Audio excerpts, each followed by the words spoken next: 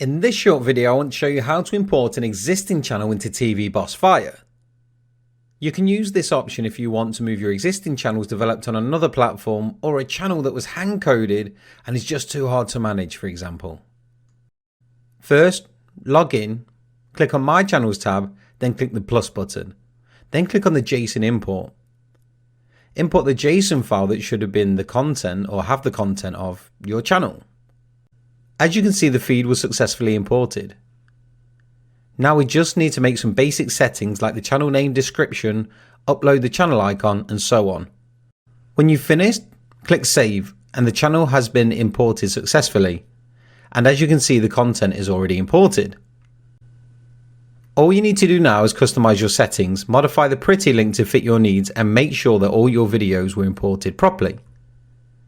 Maybe go to the settings and see if everything is as it should be. That's all. It took about under a minute or two to import an existing channel, and from now on you can edit and maintain your channel easily using TV Boss Fire. See you in the next video.